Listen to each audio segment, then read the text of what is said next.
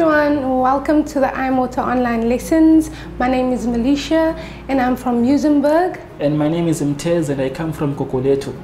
Our final lesson of this series ties together a lot of ideas you've learned in our lesson so far. Think about lots of different strands of strings being braided into one beautiful rope. That's how we want all the different ideas to come together for you today. Are you ready to hear what we are focusing on today? We'll really like you to walk away from this lesson understanding three things. First, what are marine protected areas? Second, why do we need marine protected areas? And third, how should we behave in marine protected areas? One of the ways that our government tries to look after our oceans is by creating protected areas. A beach or a rocky shore, remember those? Or a piece of the ocean or even a whole stretch of our coastline can become a protected area. Hang on, what's a protected area? Take a look at this photo. It's one of South Africa's biggest protected areas on land, the Kruger National Park.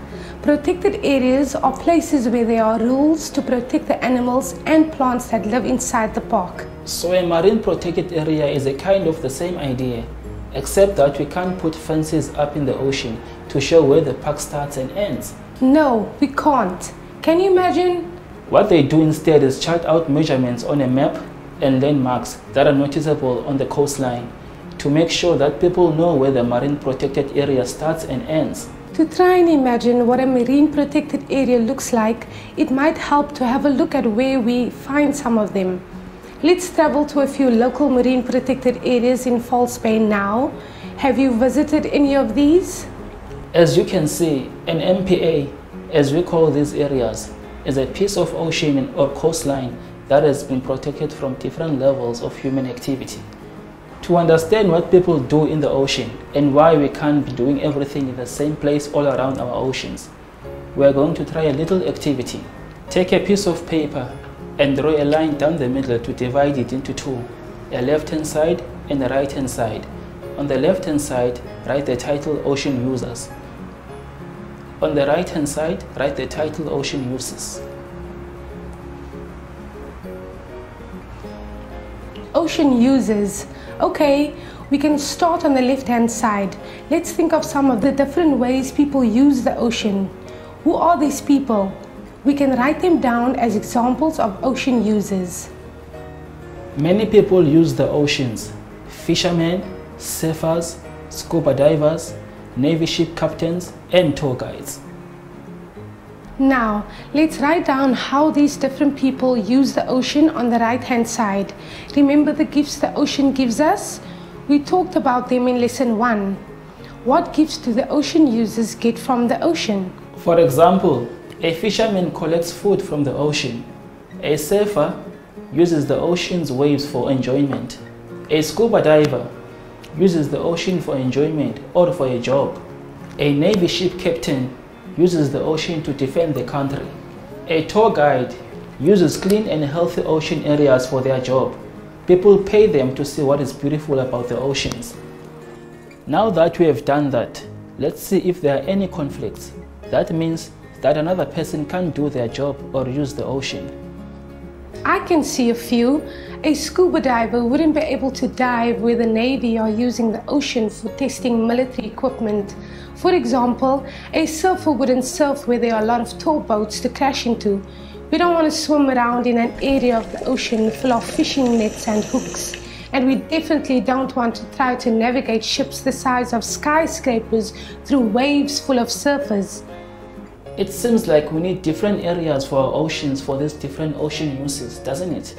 Hang on, we started this lesson talking about reserves and MPAs being places where plants and animals are protected. How does this relate to different ocean users?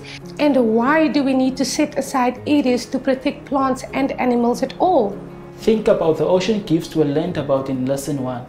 We know that a healthy ocean is important for us to have food, oxygen, fresh water, and all kinds of other things to live healthy, happy lives. We've also learned that there are many ways we are harming our oceans. What are some of those ways?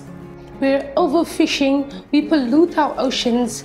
Sometimes we make mines in the ocean to get minerals or oils, just like mining on land. This destroys all the little homes that the ocean animals make in the sand or on the rocks. All of that, yes. We also know that our planet is getting warmer. Climate change is a real problem. If our ocean is not protected and kept healthy, it will start to suffer even more as the planet keeps warming. So if the ocean gives us food, oxygen, fresh water and jobs, how can we keep the ocean healthy to make sure it continues to give us these things forever? That's where marine protected areas come in. Aha! When we close certain areas to fishing, we allow fish population to recover enough so that there is food for the future. Think about it in this way. If we keep taking from the oceans, but don't keep some areas aside for recovery, do you think the food will run out eventually? Yes, it has to. Exactly. We don't want that to happen. So how do MPAs work? You can think of MPAs like a bank account where you are saving for the future. Some of your money is put away where you can't get to it. In our case, it's fish. Over time, the fish that are protected inside the MPA breed and have lots of babies. These new fish leave the MPA to find their own new space and food. Because there are no fences in the ocean. Exactly. They leave the MPA and swim into the surrounding ocean, where fishermen can catch them. This is called spillover. MPAs seem like really helpful places. They are. They help protect fish by giving them a safe place to feed, mate, and have lots of babies. Some MPAs even protect the babies once they are born, particularly bigger, slower growing babies like sharks and rays, which need lots of other little fish to eat while they are growing large enough to leave the MPA and swim across the ocean. So it's not just fish that MPAs protect? No, they act as shark and fish nurseries, shark and fish feeding grounds, and also special habitats or ecosystems. Remind us what ecosystems are again? An ecosystem is an area made up of animals, plants, and all the non-living things they need to survive. Got it. So it's not just that MPAs help us ensure there's enough fish in the ocean, it's that they create healthy pockets of marine ecosystems in the ocean? Exactly. And we know that a healthy ocean means a healthy earth and healthy humans, because the ocean provides us with oxygen and fresh water. Yes, we're all connected. I think that MPAs also offer us a glimpse into the past potential our oceans hold. What do you mean by that?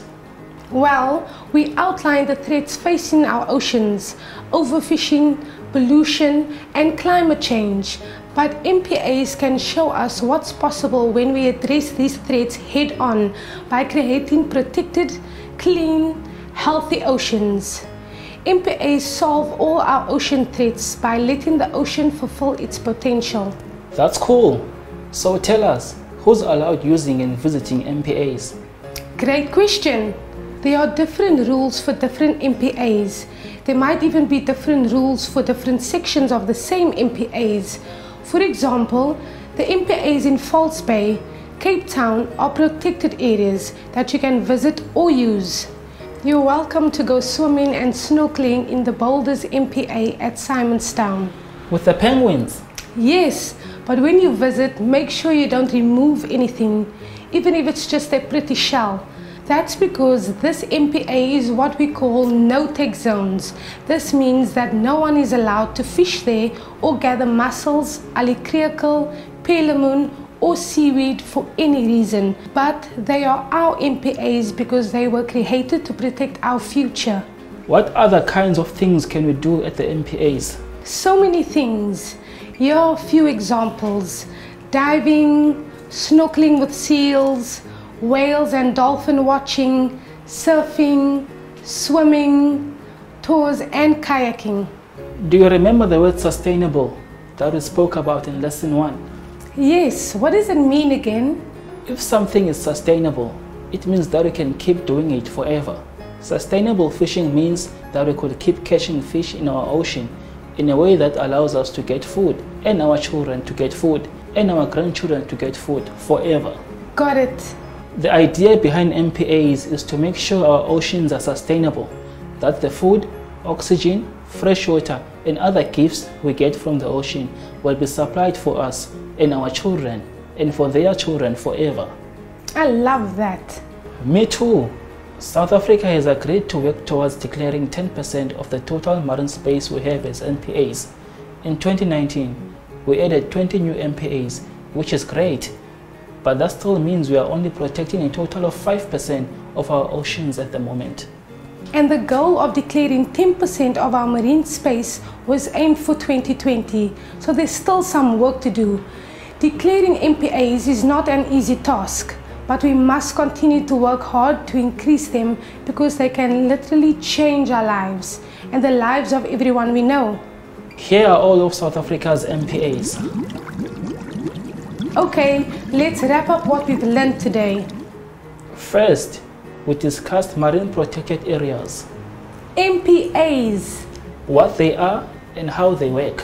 Then we looked at some of the biggest ocean threats and why we need marine protected areas. And finally, we looked at South Africa's marine protected areas and what we are allowed doing in them. You know what I love about marine protected areas? Tell us. They tie into the ancient idea that the wealth of your household is dependent on how healthy the environment around you is. When the land and the animals were healthy, people knew that they would be taken care of for many more years to come. Marine protected areas are this idea underwater. Yes, exactly. We hope that you have enjoyed our I Am Water online lesson series and we hope to see you soon. Please leave a comment and subscribe to our channel for more. Until next time, bye. Bye.